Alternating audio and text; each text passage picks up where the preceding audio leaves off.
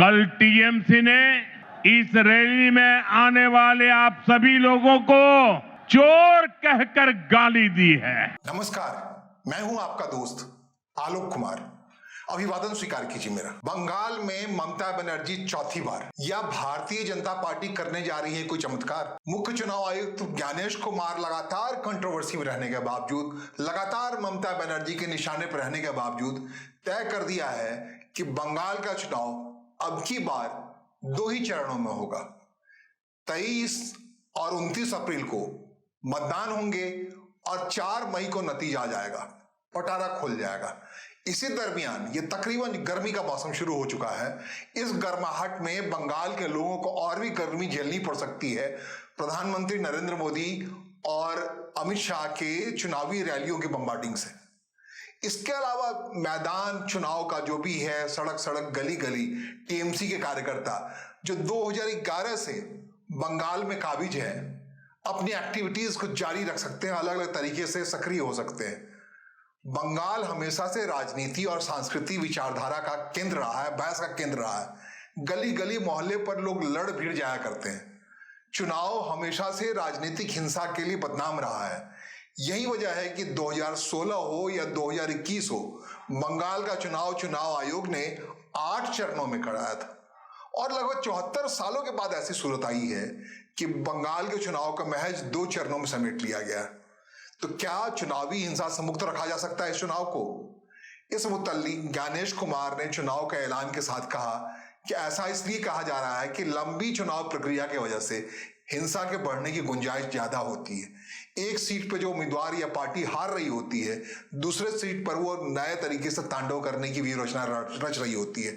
इस लिहाज से इस तांडव को से बचने के लिए इस बार चुनाव आयोग ने महज 2 चरणों में ये चुनाव को निष्पादित करने का फैसला लिया है। हाँ, इसके साथ साथ देश में और 4 राज्यों के चुनाव हो रहे हैं।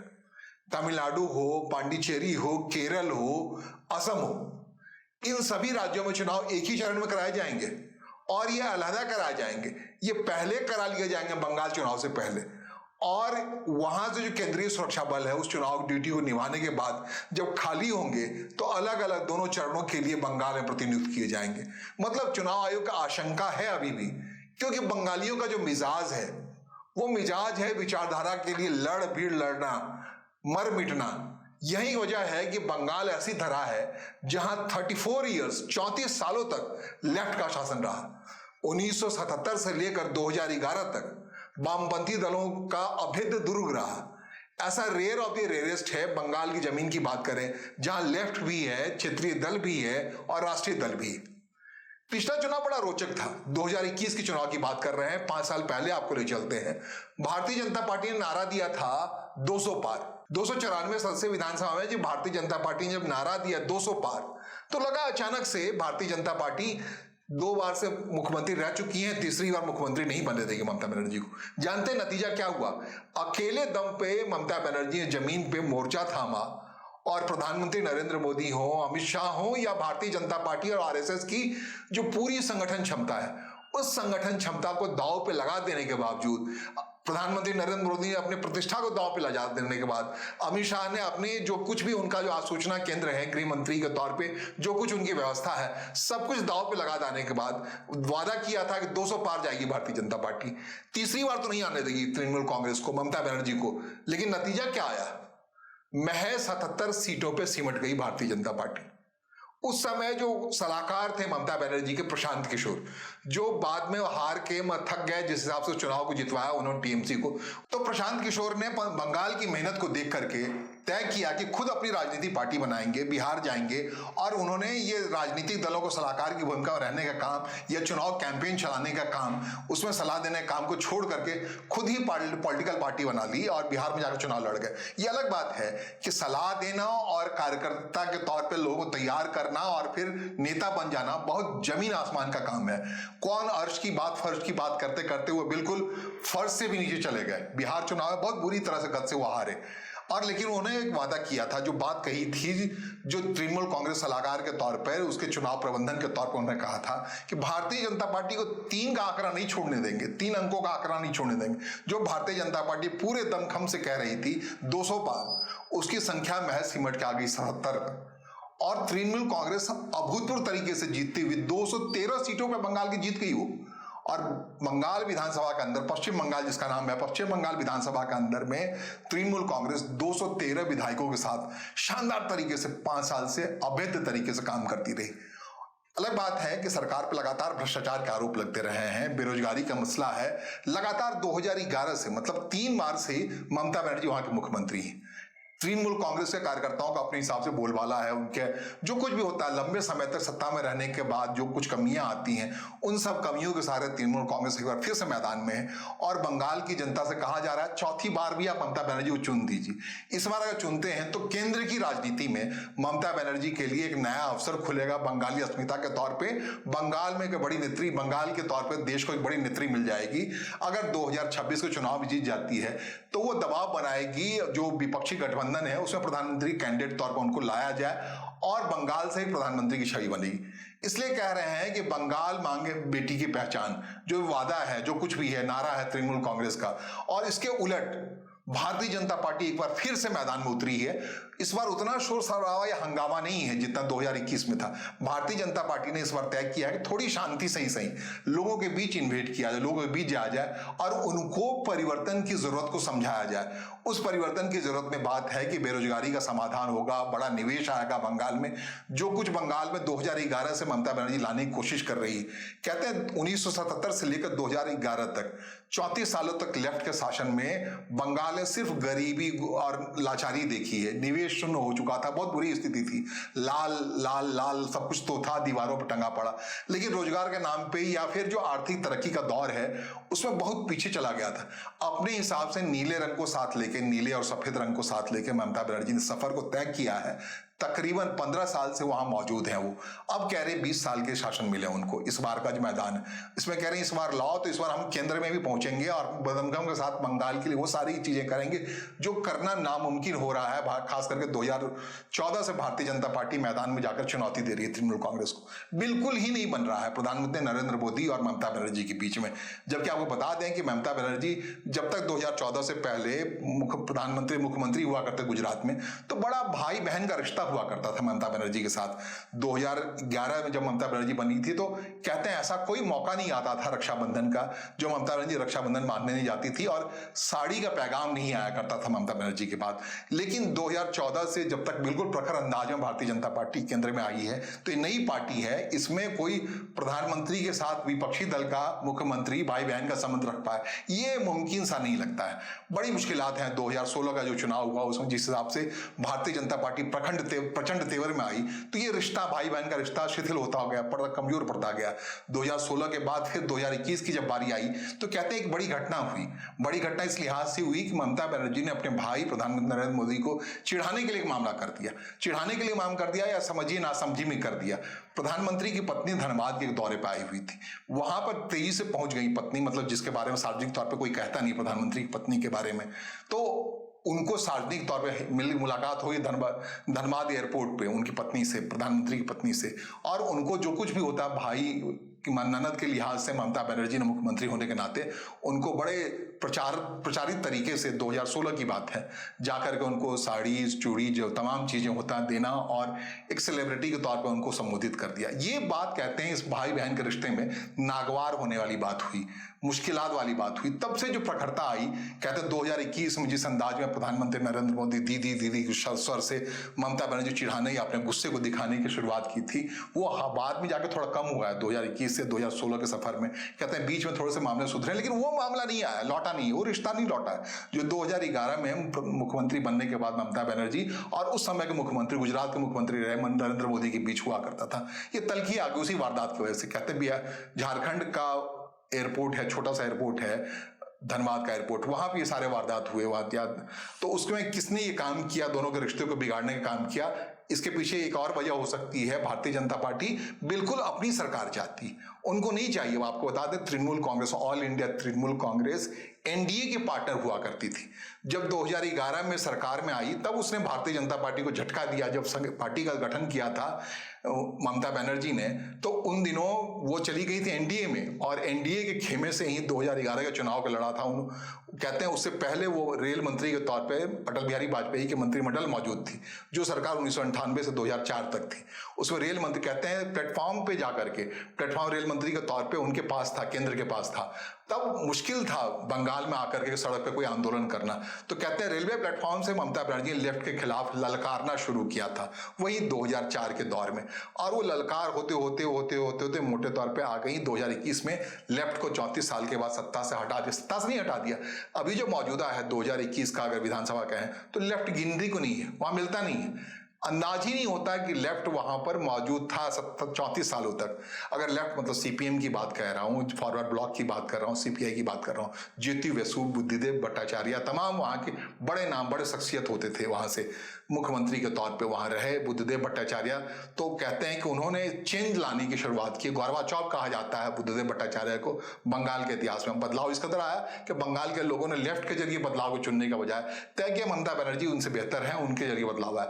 अब वही बदलाव की बात, वही परिवर्तन के बाद भारतीय जनता पार्टी ने कहना शुरू कर दिया है कि बहुत हो गया दीदी का राज, अब मुझे मौका दीजिए। जबकि मैदान पे मौजूद बंगाली अस्मिता की बात करते हुए ममता बनर्जी हो या उनके भतीजे अभिषेक बनर्जी हो, मोर्चा लिए हुए कह रहे हैं कि अगर भारतीय जनता पार्टी आती है, राष्ट्रीय पार्टी आती है, तो सबसे ज्यादा नुकसान जो होगा बंगाली अस्मिता का होगा। तो ये लड़ाई अपने हिसाब चल रही है। दो बात बता दें आपको, उत्तरी बंगाल में पैर रखने के लिए भारतीय जनता पार्टी के पास थोड़ी जगह है, लेकिन दक्षिणी बंगाल जो इलाका है, मोटे तौर पे झारखंड से लगता है, बहुत सीमाई इलाका, बहुत बड़ा लगता है, बांग्लादेश से लगता है बाकी। तो दक्षिण बंगाल में अभी भी ममता बनर्जी का बोलबाला है। आबादी के लिहाज से, वोटर के लिहाज से बंगाल में 27% मुस्लिम है। जब लेफ्ट का दौर होता था तो लेफ्ट के दौर में ये मुस्लिम 27% मुस्लिम वोटर कुछ कांग्रेस में बढ़ते थे, कुछ लेफ्ट में रहते थे। बाद में स्थिति ये आई कि वो बिल्कुल पूरी तरह तृणमूल कांग्रेस के हो गए। तृणमूल कांग्रेस का एक मोटा आधार जो है, वोट बैंक है, ये 27% मुस्लिम वोट बैंक है, जिसको अपने तय ममता बनर्जी ने संभाल के रखा है। उसके पीछे एक वजह है कि भारतीय जनता पार्टी का जो हरा दे, ये 27% में से कम 22% वोट तो उसके पास रहेगा। तो ममता बनर्जी तल्खी अंदाज में, वो बिल्कुल याद नहीं दिलाने की कोशिश करती, वो कभी अटल बिहारी वाजपेयी के साथ थी, कभी वो एनडीए की पार्ट थी। बार बार वो ममता बनर्जी अपने हिसाब से विचारधारात्मक लेवल पर भारतीय जनता पार्टी को इस कदर ललकारती रहती है कि उस मुस्लिम वोटर को लगता है कि अगर बंगाल की धरती को भारतीय जनता पार्टी से कोई बचा सकता है, आरएसएस से कोई बचा सकता है, तो ये कद्दावर हस्ती यही ममता बनर्जी है।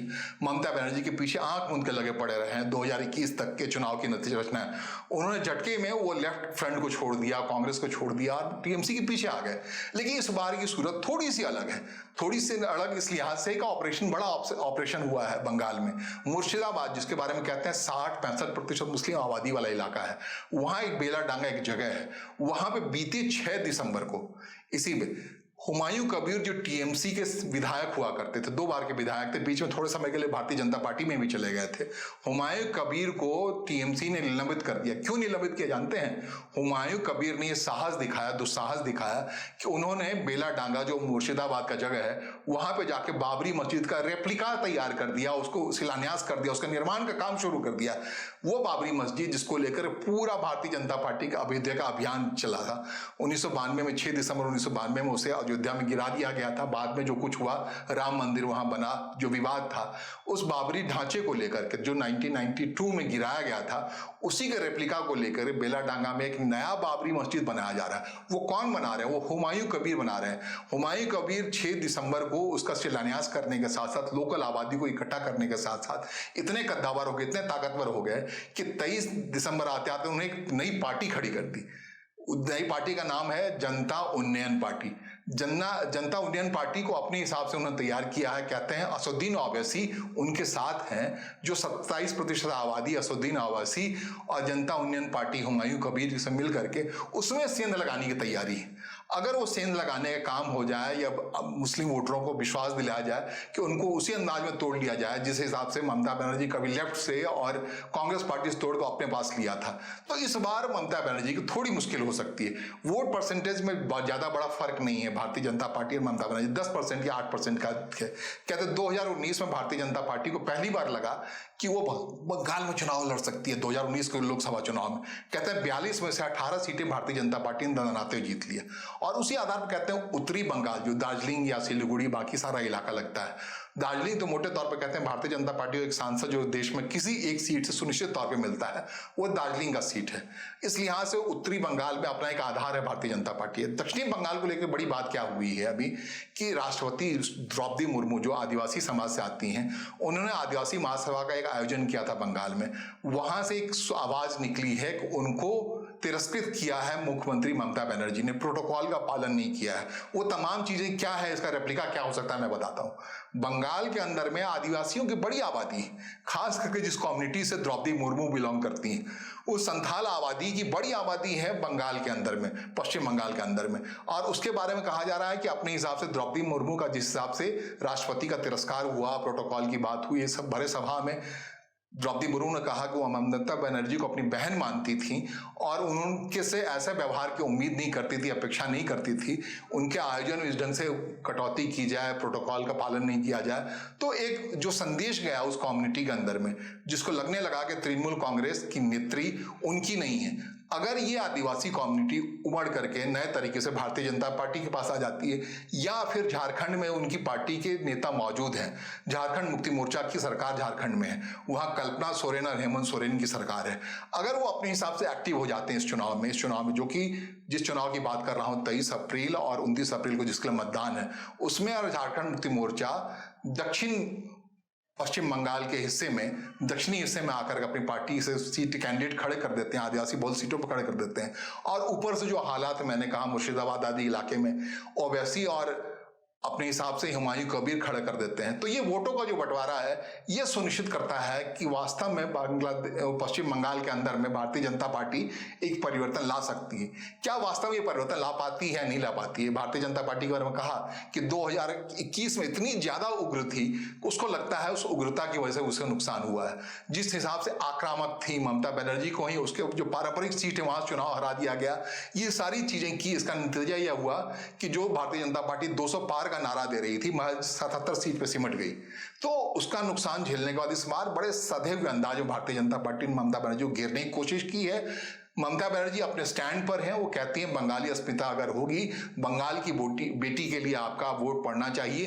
वो मैटर कितना करता है कितना नहीं करता है, इन सब के बीच में ममता बनर्जी जिस हिसाब से चुनाव आयोग पे आक्रामक रही है, तीसरी पार्टी बना दी है चुनाव आयोग को, SIR के मामले वो मुखर रही है, जिस हिसाब से कहती रही है लगातार भारतीय जनता पार्टी बड़े व्यापक तौर पे उसके खिलाफ साजिश कर रही है। तो क्या भारतीय जनता पार्टी उनकी ओर से कही गई साजिश वाली बातों में फंस जाती है, या फिर जमीन पर कुछ और नतीजा दिखता है? जैसा कि हमने शुरू में ही कहा कि बंगाल एक अकेला राज्य है जहां राजनीतिक और सांस्कृतिक विचारधारा पे जो बहस चलती है बड़ी मारक होती है, उग्र होती है, उसमें लोगों को समझाना और शांत रखना बड़ा मुश्किल होता है। यही एक वजह है कि चुनावी हिंसा बंगाल का एक अपरिहार्य हिस्सा है। क्या इस बार चुनाव आयोग उस हिंसा को रोक पाता है? वास्तविक तौर पे लोग सही तरीके से मतदान कर पाते हैं या नहीं कर पाते हैं? चुनाव क्या होता है, इस गर्माहट से आपको समय समय पे हम रूबरू कराते रहेंगे। फिलहाल मेरे साथ बने रहिए। हाँ, चैनल को सब्सक्राइब कीजिए, लाइक कीजिए और कमेंट जरूर कीजिए। मेरी बातों से कितना सहमत हैं या असहमत हैं, ये जानना मेरे लिए बहुत जरूरी है। फिलहाल मुझे सुनने और समझने के लिए आपका आभार। नमस्कार, धन्यवाद।